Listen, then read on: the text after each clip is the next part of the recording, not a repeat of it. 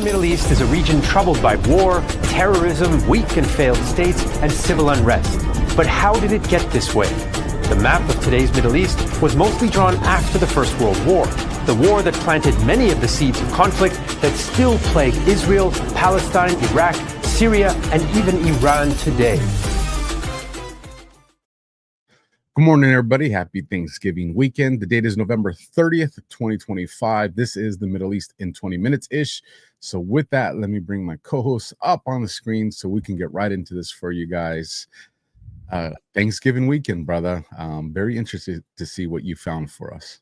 Yeah, how are you, Alpha? Happy Thanksgiving to everybody. I'm good, man. I'm stuffed, just like the turkey, but I'm happy. I got to spend some time with family I hadn't seen in a good minute, so it was nice, man.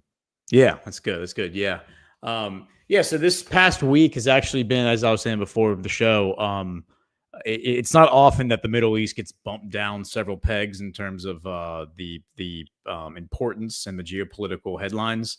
But with everything going on, number one, obviously in the Caribbean with Venezuela, that's kind of taken the forefront of everybody's attention, including the politicians and the television characters, but also Europe and Russia and Ukraine, because that is now cycled back up to the top of the leaderboard of headlines as we zero in on this the peace deal that I think Europe and Ukraine have been left out of.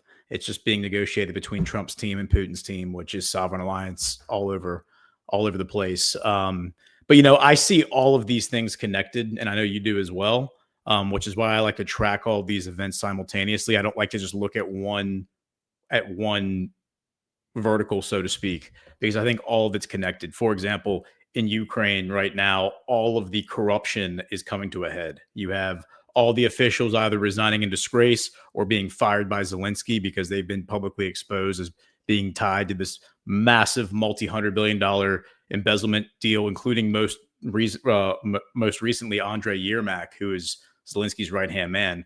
You also have the shooting of the National Guardsmen at the White House the other day, and now the learning that it's an Afghan. Not only is it an Afghan national, but it's an Afghan national that probably worked with the CIA, worked with the U.S. military, was brought over. He was rescued from Afghanistan because he probably is a traitor, as many of these guys are, who sell out their countrymen to work for us, basically, to work for the CIA.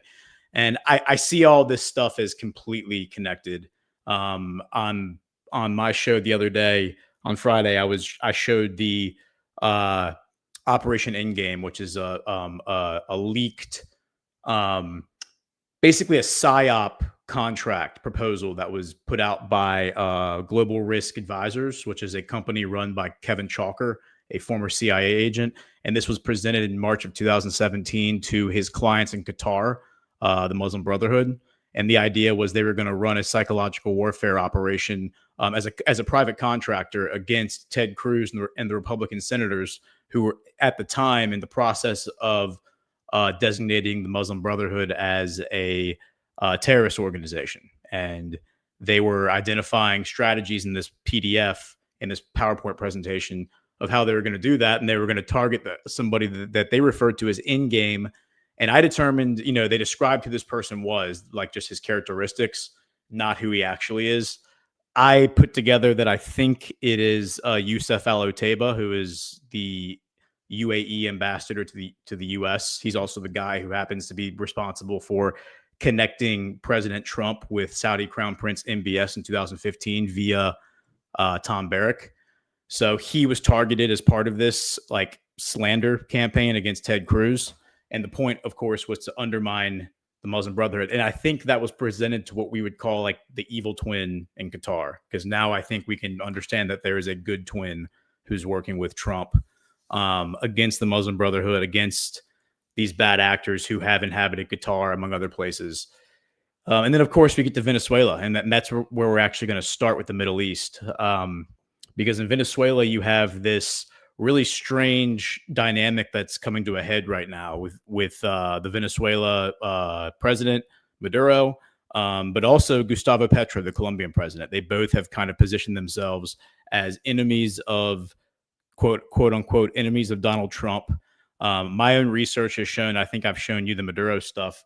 Maduro, it's very clear. Maduro filed on behalf of his government in 2018, March of 2018, filed a number of lawsuits against the most powerful commodity asset trading executives in the world. These are the guys who control all the mineral rights for oil, gold, copper, rare earth, everything.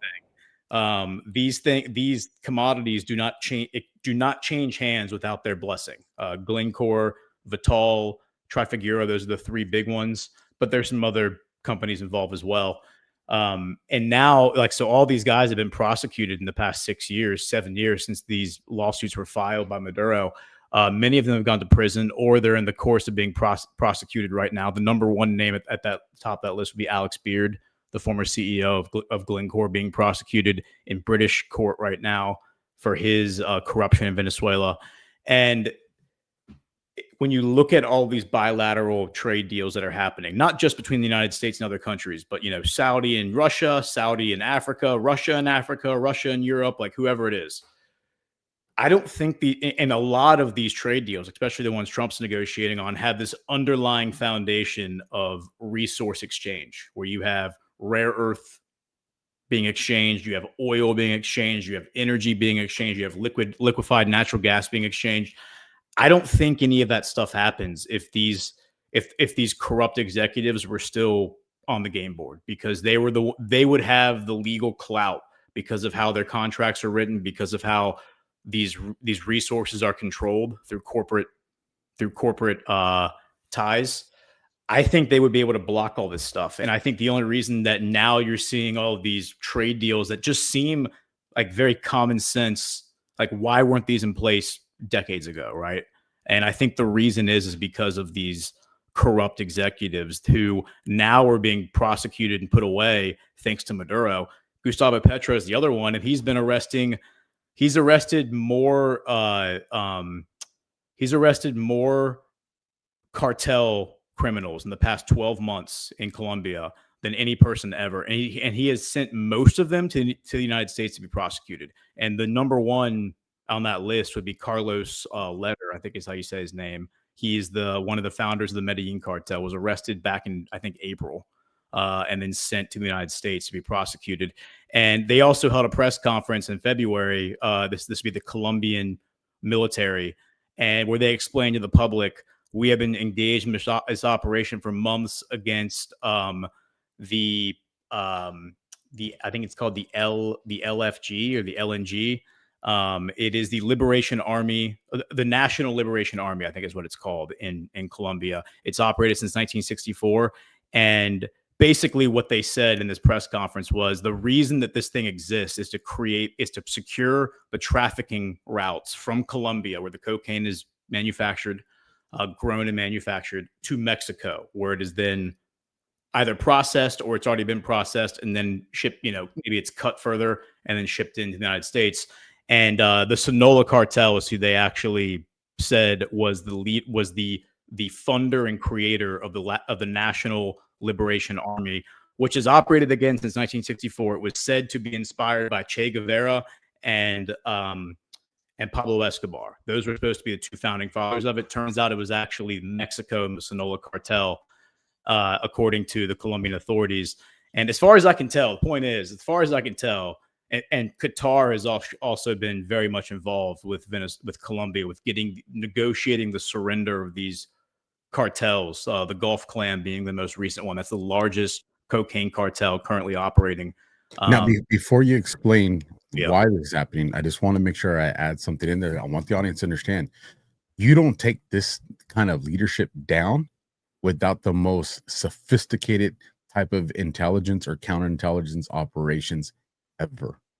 These cartel leaders that are being taken down have security that's better than some nation states.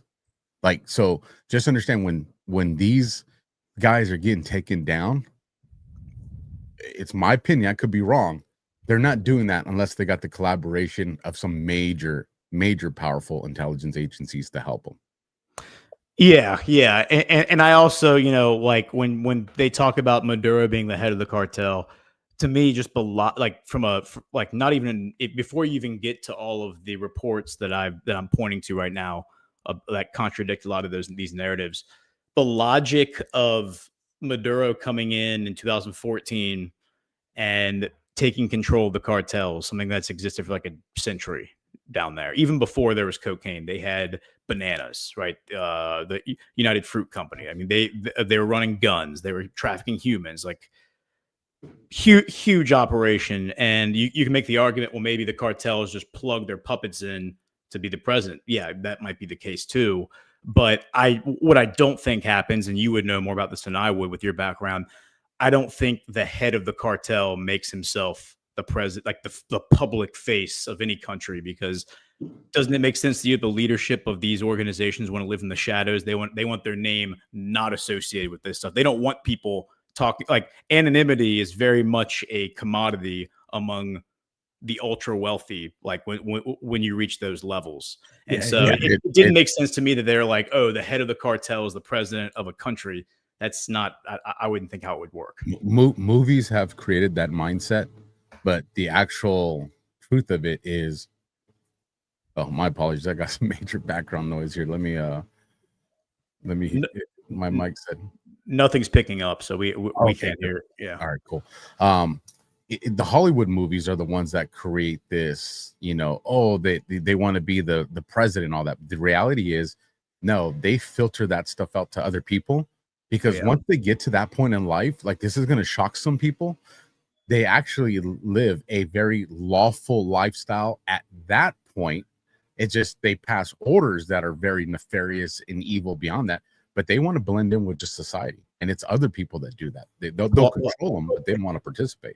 Plausible deniability, right? And that way they can get up and walk away, and if anything goes south, they can walk away and be totally clean, right? I mean, that's the point. So they don't get themselves into a situation like Maduro's in right now, ostensibly, where you have the U.S. Navy basically breathing down your neck saying, we're coming for you. So with that said, like, let's look at this first headline I have shared, because the thing you should also know about these two guys, Petro and Maduro, is they are also, especially Maduro, the most anti-Israel world leaders, vocal world leaders outside of, I would say, the Middle East.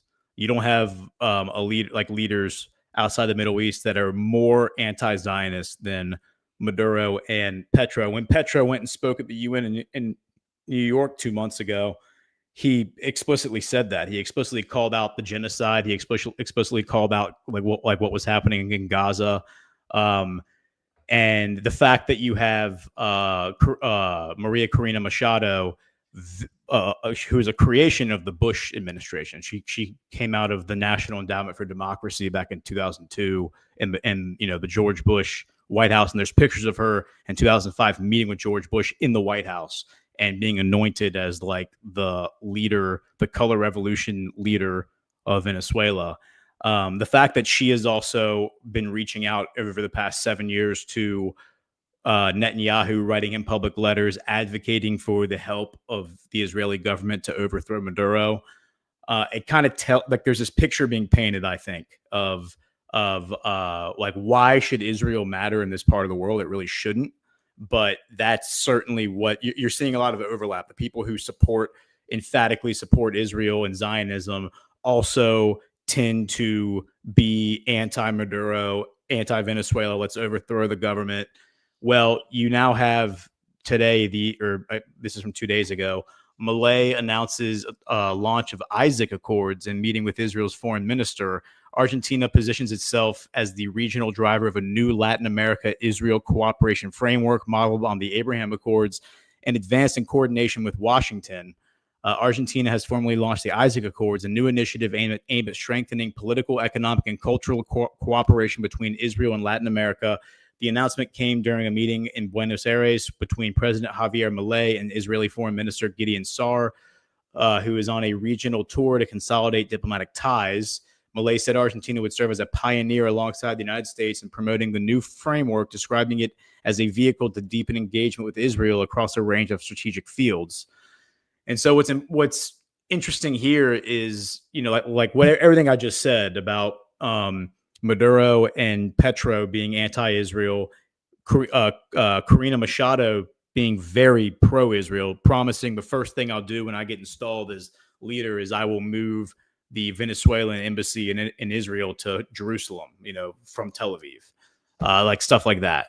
And what's interesting here is, when you go back, here's an article from August 15th. This is when they were first started talking about it. Argentinian President Javier Milei will use Jewish Nobel to launch Isaac Accords because at the time he was given the Genesis Prize Foundation, which is dubbed the Jewish Nobel, announced Monday that its $1 million award is going to Argentinian President Javier Milei to support a new initiative aimed at deepening ties between Israel and Latin America. So this is actually being launched by the Genesis Prize Foundation, which is just another one of these NGOs that's trying to manipulate geopolitics. And again, like you can see, like Milei is positioning himself as being very anti-Maduro, very pro-regime. When you think about the regime being the unipolar hegemony, the neocon, like, the same old stuff, the stuff that overthrows fill in the blank, whether it's Panama or Libya or, North Korea or wherever. If there's a place that needs to have a government toppled, these are the people that go and do it, the CIA. And it's not a coincidence to me that as the stuff in Ukraine is coming out, all these people are just so corrupt they have to resign and disgrace from office. As the Afghan national is shooting up the National Guard in D.C. and being exposed as being tied to the CIA, as the Republican Party is openly frothing at the mouth for regime change in Venezuela yet again. All these things are happening at the same time. It's not a coincidence to me. So just pivoting to the Middle East, because there's not really that much to talk about today. It's really all about, for me, there's two big stories right now. The biggest one, I think, is what's happening in southern Syria and Lebanon, because here is an article from, I think this is from, it's actually from November 18th. Moscow proposes resuming Russian patrols in southern Syria. So this is from about 12 days ago. This is a callback, though. Here's the day before. Russian troops arrive at the border between Syria and Israel. Here is another report from November 21st. Russia eyes return to southern Syria. This is from back in February, but it says exclusive: Israel lobbies U.S. to keep Russian bases in a weak Syria, sources say. Now, this is claiming that Israel is saying they want the Russians to stay in Syria now that Assad is gone. But now it sounds like a lot of them are actually, the Israeli government are actually angry that Russia's back. And you have the Russians are amassing on, let me see if I have that map. It is,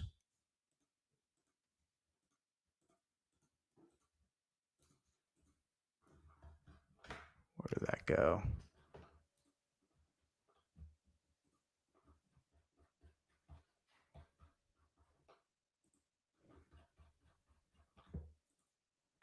Well, I thought I had it here.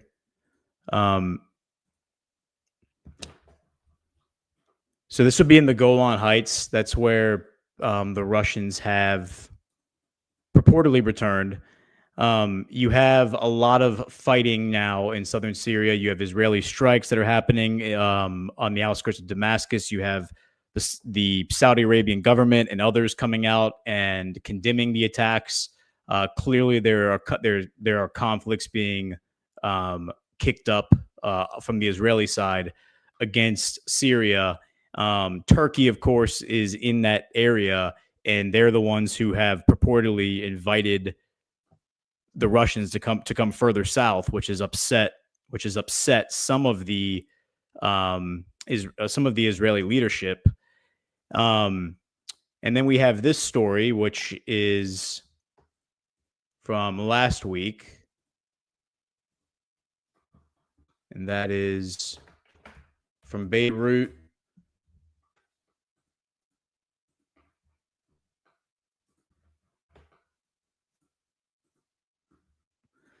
Israel kills the senior Hezbollah commander in Beirut. Now, this is interesting because I was just covering Tom Barrack on my show on the Book of Trump, and we watched a very recent interview from him where he was with Mario Nawfal, where he was explaining, Barrack was explaining all the different countries in the Middle East and where their positions are in Israel.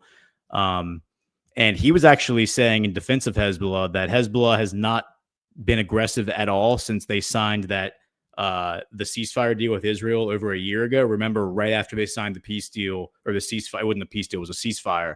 That was when they got the pager attack. Like right after they signed it, they breathed a sigh of relief, and then they got the pager attack like the next day. They still have not retaliated from that, according to Tom Barrack. And yet another one of their commanders was killed in Beirut, which is the capital of Lebanon. This isn't even southern Lebanon. This is central Lebanon. And so you're kind of having this continuation where Israel just continues to attack in Syria and Lebanon. The Lebanese government is kind of is reaching kind of its breaking point, because this new president that came in this past year was supposed to be very pro-Israel, and purportedly, ostensibly he's been telling Hezbollah to disarm and to relent to the IDF, and yet this kind of stuff keeps happening. And so now the president is kind of starting to listen to Hezbollah, because Hezbollah is saying, we are your last line of defense. If the IDF comes through the barrier and breaks through, they're going to roll all the way through Lebanon and make it all the way to Beirut before you can stop them. And so the president is kind of starting to get sympathetic again, because the IDF is overplaying their hand, it seems like. And then meanwhile, you have Russia, and here I'll just pull up a Google map because I can't find the map that I had prepared. While you're pulling that up, do you think Israel and the IDF are trying to provoke a response from Hezbollah, or do you think that they're just really trying to advance? I think they're definitely trying to provoke a response. I think they're trying to do like a October 7th kind of thing. If they can get Hezbollah to really respond, then they can justify coming across the border and reoccupying southern Lebanon, which I wouldn't surprise me to learn that they already are occupying parts of southern Lebanon. But so this is the Golan Heights. Like this area, let me see if I can get a different. I don't know if I can. But these are the different areas. So you have, it's kind of hard to see, but this big area right here in this dashed line, that's the Golan Heights, which is technically part of Syria, but has been occupied by Israel since 1967. So it's full of Israelis, but it's technically part of Syria. So then this like buffer zone that Assad and Russia kind of set up but now Israel, now that Israel is in the southern part of Syria, Israel is kind of like cool with this like buffer zone that Putin helped set up, is where you have Russian helicopters that just fly back and forth, because this is all mountains right here. So you have Russian helicopters flying over the mountains, like running patrols. And if they see drones or missiles or anything flying from Israel towards Damascus, they shoot them down. And that's what they're talking. They're like, all right, we're going to start resuming those flights now, because they haven't been flying for the past year, ever since Assad was overthrown. But now they're saying, all right, we're going to start resuming these flights.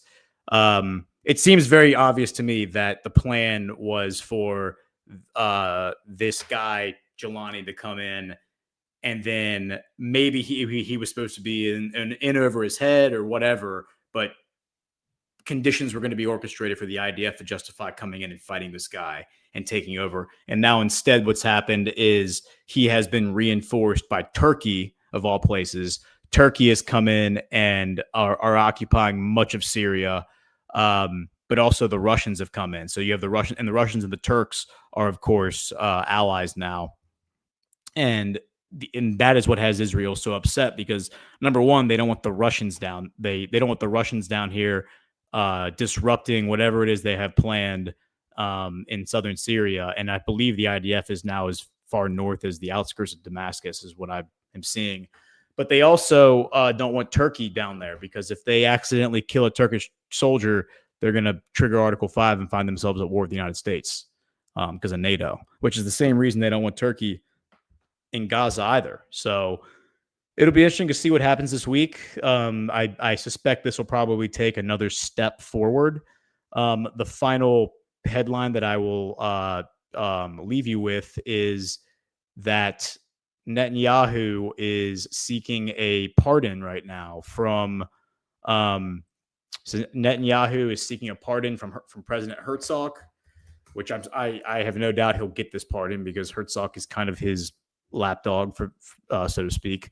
Herzog's father was president under Netanyahu back in the 90s. So, and Netanyahu, I think, handpicked both of them. I don't know why it's not working.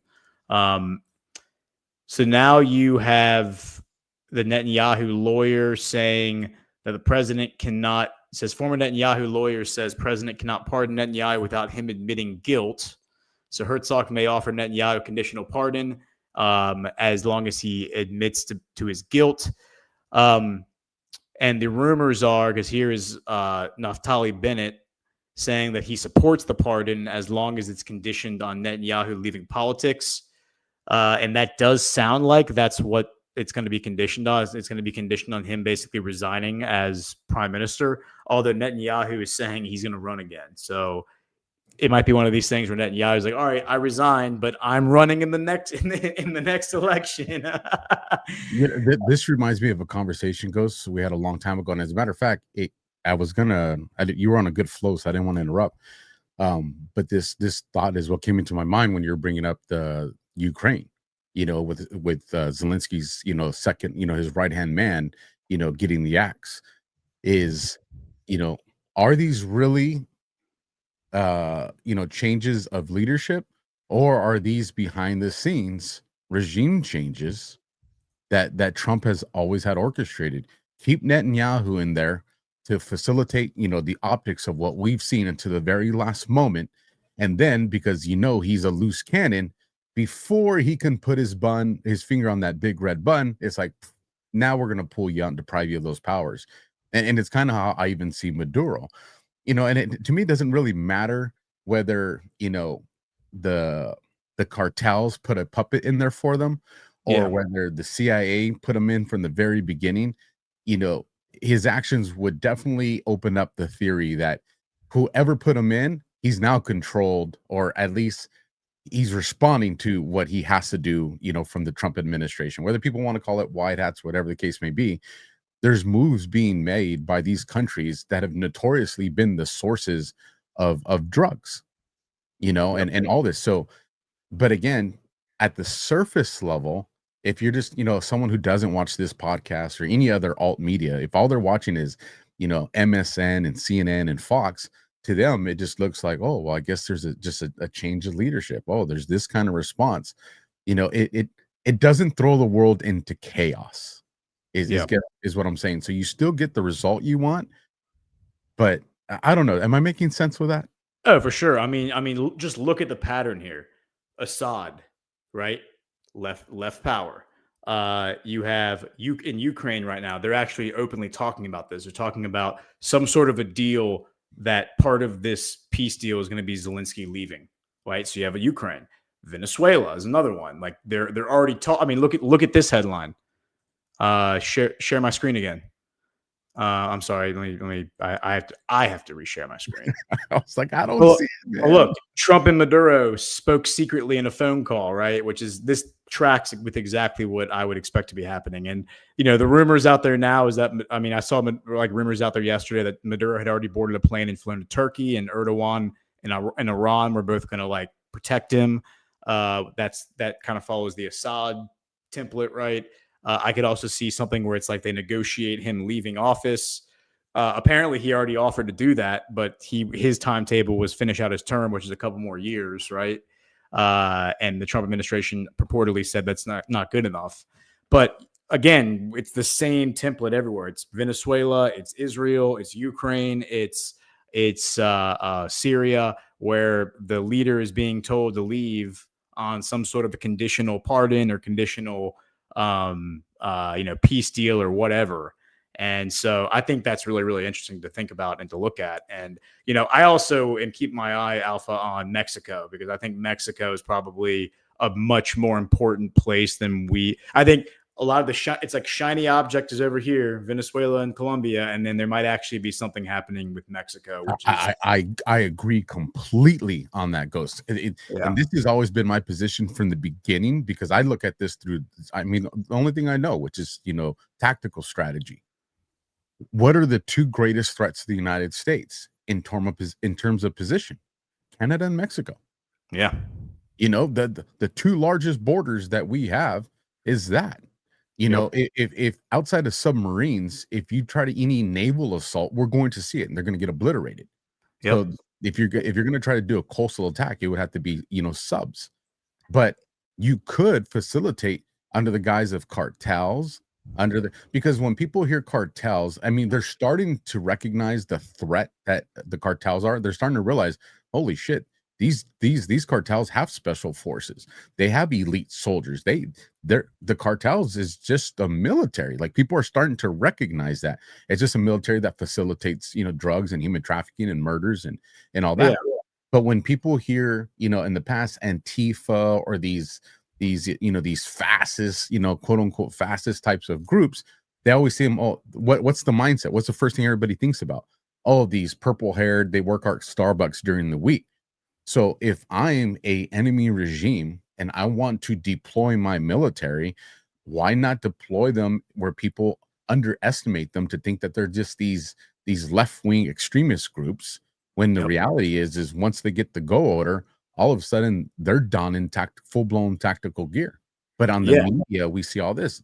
And I truly think, Ghost, that is why we had the largest, strongest presence of U.S. military at our southern border from the beginning of Trump's administration, because he probably didn't know what time they're going to pull this trigger to make this assault. And so instantly he secured our southern border, and not to create panic. It was under the guise of, well, an immigration crisis, a drug crisis, not, hey, these narco cartels are going to assault us, because nobody would ever think that. Yeah. Well, and think about the two leaders in the world right now who are thumbing their nose at Trump and saying, I'm not going to negotiate with you on anything, including tariffs or economic trade deals. That would be Mark Carney in Canada and Sheinbaum in Mexico. Those are the two leaders who are basically telling Trump to shove it. And Sheinbaum has, you know, Obrador, who is purportedly Scheinbaum's, you know, mentor. You know, he was a quote unquote communist. Obrador was very cooperative with Trump. Like, Trump says he loves Obrador because Obrador put out 30,000 Mexican troops on the border, right? Like, Obrador was helping Trump in all sorts of ways and dealing with him. And Scheinbaum has shut the door on him and said, no, I'm not doing any of that. And Trump was even asked the other day, are you going to strike Mexico? And he's like, well, I wouldn't rule it out. Maybe we will strike Mexico, right? Never say never. And then think about what you just said. Like, I know a few guys I have family friends who used to work Secret Service. And when they, like, as they've told me, when you retire from that world, who do you go work for?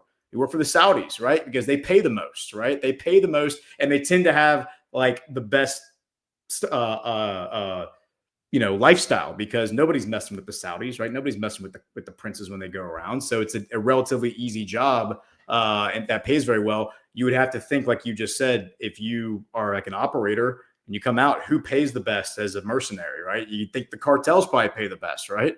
So there are probably a lot of guys who with loose morals, like, who are morally flexible, who are going to work for the cartels. That there is, and just so people know, and the military knows this, and if people go and dig into the articles, you'll actually find news articles about this. They just never got traction. But we found gangs, you know, South American gangs, you know, under the guise of Americans or citizenship Americans, that went into the U.S. military to get training. There you go. You know, and the reason we know that is because some of them, you know, there's something special about our military, that once they went into the military and they saw the ethos of warriors and what Americans were fighting for, they defected and said, hey, this is why I came.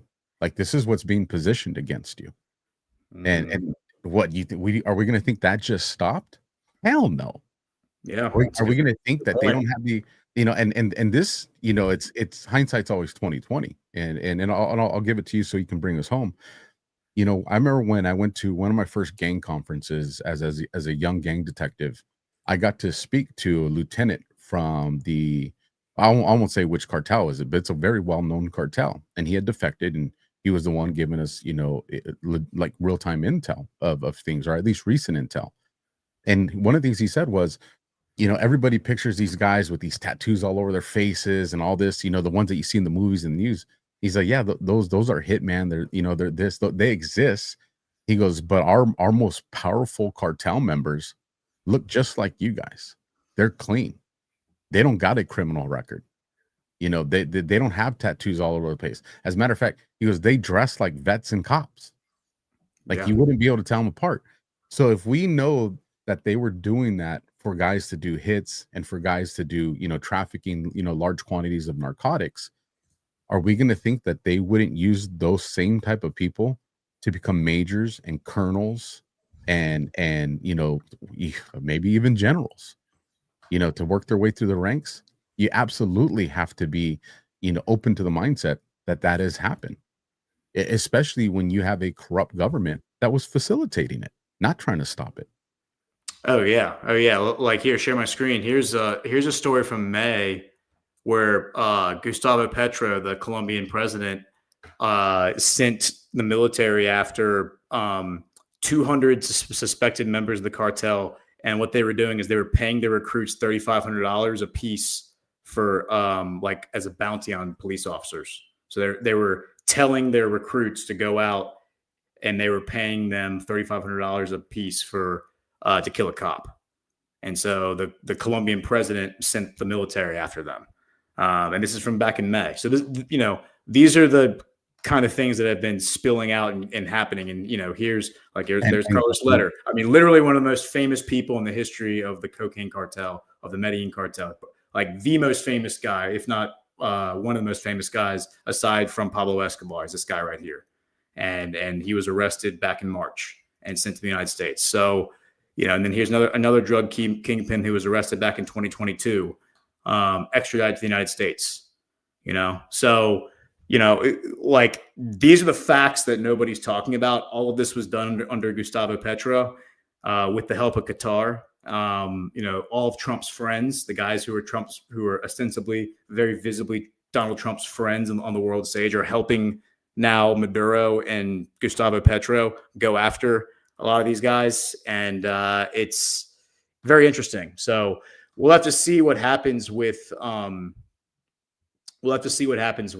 the Middle East this week, like what the next step's going to be. But I suspect that we're going to see Russia and Turkey just come head to head, face to face with Netanyahu. Now, as far as Netanyahu's pardon goes, they're saying it's going to be a 2-month period, a 2-month review period. So we won't hear anything until after Christmas. And that gives us enough time for, I think, the narrative to take the next couple steps. So we'll see what happens. So would that put us to what? We're talking early January, late January, or maybe even February? Sounds like more like late January. Yeah. Early February is when it sounds like that's what the timetable is. So that gets us through the holiday season, which may or may not be a slow news cycle. Who knows these days? And then the full month of January, I think. Right on. Before we get out of here, anything that you want to let the audience know that you have your eyes on, that you're monitoring right now, other than the pardon? No, I mean, I'm curious as to the way that this narrative is going to escalate with, like, I've seen General Flynn's rhetoric about the color revolution and calling for President Trump to address it. That'll be very interesting to see how that plays out. It'd be very interesting. And it's actually, sometimes it's divine, so to speak, with what you brought up on the hit against cops that the cartels were putting out for Mexico and South America. Mm-hmm. Do not put it past us all of a sudden starting to hear that, I would say it's a deep state, but doing it through the optics of it's coming through the cartels, that we're going to see bounties on our political leaders, including, podcasters, news anchors, reporters. It is definitely, theoretically likely that you see something like that. Now, the question I would have then, before I respond, because I get emotional, like everybody does sometimes too, is to sit back and think, where's it coming from? You know, who's in control of this head? Because just because they say it's coming from the cartel, well, does that mean that the cartel are actually the ones that put that out? Or is it somebody that wants to make it seem like the cartels put that out? You know, it's just, there's so many different ways that we got to look at this. That's such a good point. I do think that narratives get put out there by people with bad intentions, and they're projecting and they're speaking about other people, especially Donald Trump. I think often gets framed up by his quote unquote enemies who appear to be his allies. And then he just doesn't correct the record, because correcting the record might actually do more damage than, right? Like, I think that happens all the time where people are speaking on behalf of Donald Trump, and the only way he can really engage with it is to allow it to unfold in a way that makes that person look like a fool, as opposed to coming out and actually addressing it and saying, no, this guy's full of it. He's lying about me, right? So I feel like those kind of games are being played all the time. 100%. We did get one Rumble rant that came in, dollar for dollar from Data 12. The number one threat to the Republic is bribery, as the founding fathers wrote in the Constitution as the leading crime of history. I did not realize that they put that was the leading crime. So I'll have to go look into that. Yeah, agreed. But I mean, coercion in general. I mean, there's greed and then there's coercion, which can be the same thing, but it can, I mean, there's other ways to leverage people to do what you want. And of course, the Epstein stuff comes to mind, right? So the leverage comes in many forms. Bribery is just one of them. 100%. Let me read us a real quick Rumble ad, and then you can let everybody know where to find you and what stuff you got coming up here in the immediate future, brother. So I have no idea what just popped on my screen. There we go. Funny business. Coffee, folks. Y'all know I don't start my day out without two things: standing up for what I believe in and a strong cup of coffee that does the same. That's why I drink Blackout Coffee, a 100% American company that's unapologetically patriotic, pro-2A, and anti-woke. They don't just roast incredible coffee. They stand for the very values this country was built on: God, family, and freedom. Every bag is roasted right here in Florida and shipped straight to your door. No corporate garbage, no virtual signaling, just real coffee for real Americans. If you're like me and need to hit the road running by the morning, or try their morning Reaper Medium Roast. It's bold, smooth, and kicks like a mule, South American mule. Or if you're into something darker, like the Founding Fathers Dark, grab their 1776 blend. It's rich, fearless, and roasted to perfection. Support a company that actually gives a damn about this country. Go to blackoutcoffee.com/rumble and use code rumble for 20% off your first order. Blackout Coffee, wake up, stand up, never back down. And so with that goes, what do you got coming up? Where can people find you? And you've been putting out some great Substacks the last couple of months, man. So people need to get there, so let them know how to find it. Yeah, you can read my takes in the Badlands News Brief on the Badlands Media Substack. You can also catch me on all sorts of shows on the Badlands Media Rumble page. Geopolitics with Ghosts is probably my primary show, where you can get this kind of information. Also, Badlands Daily Tuesday morning with CanCom, but Geopolitics with Ghosts is Tuesday afternoon and Friday afternoon, 2 p.m. Eastern. A lot of great shows with Ghosts, including a newer one that you started with Ash the Chosen. Yes, if you guys like the show, you're definitely gonna like the podcast. So with that, Thursdays at noon Eastern. We do one episode a week, and we just talk about the episode. And we're like 5 or 6 shows in, and it's a great show. So. Absolutely. Two brilliant minds on that one, folks. So with that, you guys do us a solid. Thank you for everybody over there watching on YouTube. Trying to grow the channel over there. So make sure you hit the heart, smash the thumb, leave a comment, do something in the comments, and we'll catch you guys next time. God bless and Semper Fi.